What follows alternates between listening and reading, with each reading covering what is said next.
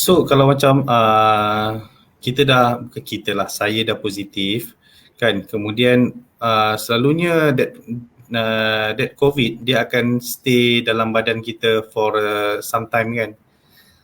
So ada yang cakap macam kalau saya buat swab test within 3 months, the first 3 months lepas saya keluar daripada quarantine center and all, saya masih lagi positif. Betul ke? Itu dia measure the dead virus. Macam you, kadang-kadang kita akan tengok CT value. CT value kita nak tengok the infectivity of the virus and all that.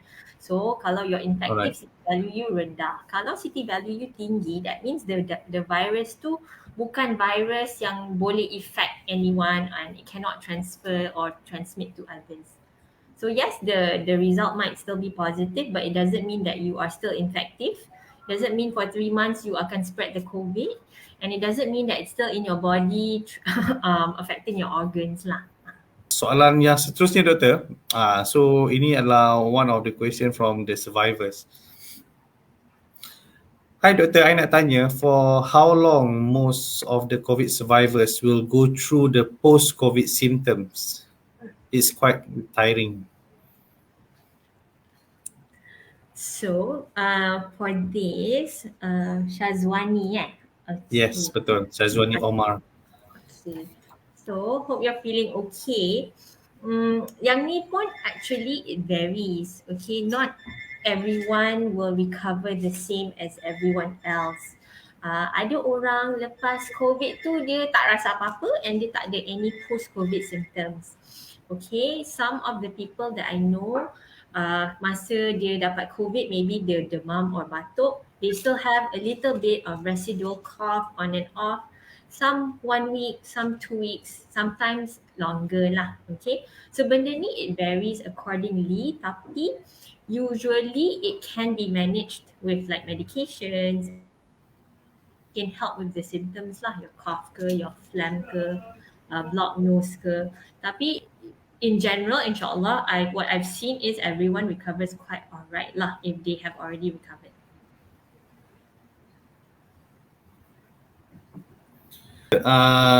Berkenaan topik kita hari ni, okay, life after COVID. So the definition can be any lah. Kan, ada yang dia membawa maksud kehidupan kita selepas musim pandemik, and even ataupun kehidupan kita sebagai survivor ataupun graduan MAEPS kan, ataupun kehidupan sebagai seorang yang tak pernah dijangkiti dengan COVID kan. So basically bila dos yang tak pernah dijangkiti dengan COVID, cara untuk dia melindungi diri seperti doktor mentionkan dalam opening tadi kan, elakkan 3C. Okay, dan kurangkan keluar untuk beli barang dan sebagainya. Okay, so yang seterusnya doktor, macam saya rasa ramai jugalah yang tertanya-tanya, because once kita dah dijangkiti ataupun positif COVID, dia still ada high chances for us to get infected again kan. Ada potensi untuk kena lagi sekali ataupun lagi dan lagi dan lagi.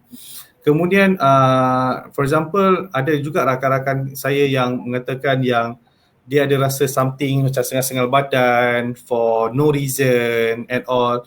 Lepas tu macam-macam lah, ada benda yang side effect yang so-called mild punya side effect yang datang kan, tiba-tiba tak bagi salam.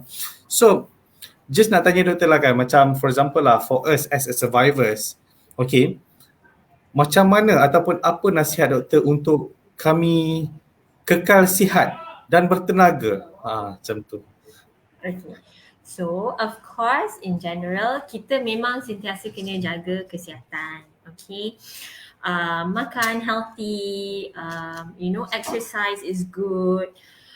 During this pandemic, yang sangat penting to prevent the spread is the SOPs. Okay. Kita memang perlu ikut all these SOPs. Macam bosan kan dengar orang cakap pakai mask, social distancing, but people don't follow. That's a problem. Okay, you should always imagine yourself, what if you are carrying the virus, okay? Or you imagine the other person that you are talking to what if dia ada COVID virus? Okay, what would you do if you are carrying it? What would you do to protect the people around you? What will you do to protect your family members? Okay, or what will you do to protect your colleagues sekiranya you are the pembawa? Okay, so always keep your distance lah, always keep your distance, wear your mask, pakai mask. You know, if you rasa a bit unwell pun, just get yourself checked.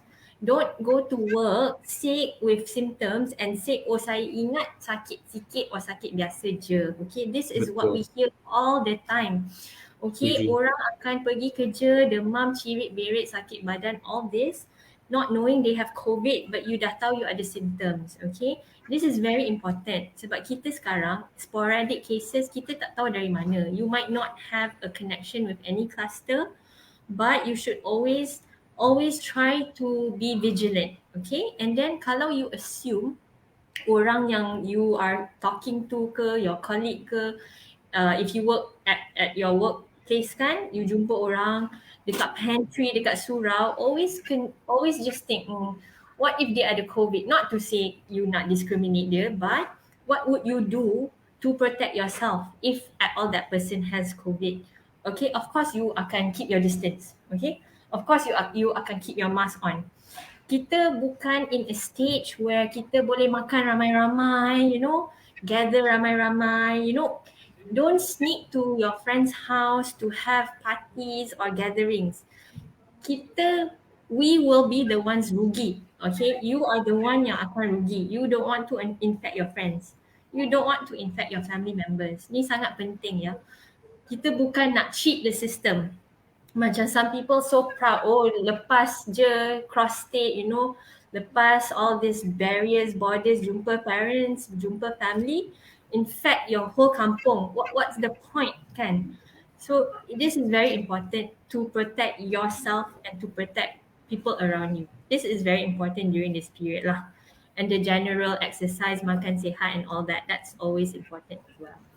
Get yourself checked. You know, if you tak sihat, if you have fever, you have cough, you have any of the symptoms, just get yourself checked. You can easily get a swab test. If you are positive, if you have symptoms. Another thing, kalau you dah buat swab test, you tak sihat, you buat swab test. You janganlah pergi pasar, you pergi jumpa semua orang, then you balik rumah, then positive, then all these people are your contact, you know. So this is always very common. So please kalau you dah buat contact trace, if you dah buat swab test, duduk rumah diam-diam, tunggu result. Kalau negatif, yes, maybe you can jumpa people ke apa. But if you're symptomatic, you should always stay at home until you sihat. Alright. So ignorance pun satu benda yang kita kena keluarkan lah daripada diri kita kan. Betul sebab last few weeks pun saya pun ada experience kadang-kadang macam bila ada berlakunya perubahan cuaca and suddenly kita demam, benda tu macam coincidentally align tau. Kan, demam, sakit tekak, mungkin sebab cuaca kan. Tapi tiba-tiba malam tu termimpi, esoknya baru pergi swab test, one whole family positif dan one whole family bercuti di MAEPS. So kadang-kadang kita kena alert dengan kita punya keadaan badan kita. Because of all this while memang Kementerian Kesihatan dan even kalau kita tengok viral di Facebook pun dah banyak bagi tahu kalau kita ada simptom yang macam ni, so kita kena sentiasa berjaga-jaga dan sebagainya. So kadang-kadang bila ada alumni macam ni pun best juga sebab lepas saya keluar daripada MAEP, saya pergi ke Hospital Putrajaya because of saya punya mata kanan kena ulcer. Okay. So soalan daripada doktor tu lah, Taufik, you baru keluar MAEPS ke? Sama lah kita geng, dia kata gitu kan. So ramai kawan-kawan yang kita jumpa dan sebagainya. I have to say it's actually a very good idea lah Encik Taufik. Because first of all, you created something, you know, something that people mungkin ada macam stigma macam post-COVID and all, but you turned it into something positive. You know, you made it an alumni. So, you know, mungkin orang yang dapat COVID boleh share their experience. You know, because some people after COVID-19, they face a lot of anxiety and depression and things like that. So I feel what you did by creating this is such a good thing to help people cope with post-COVID infection ni. So good job. Thank you, Dr. Because of lepas saya dapat result positif, saya kena self quarantine for few days, if not mistaken 2 to 3 days lah before KKM datang ambil untuk percutian saya.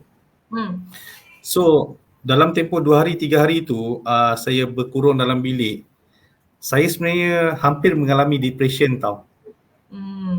Dinding, tak ada apa-apa, tak ada siapa-siapa, dan benda tu sangat memberikan tekanan kepada saya. So bila saya masuk ke MAEPS, bila dibuka pintu grill tu, everyone bangun dan everyone welcome us tau. Hi, welcome.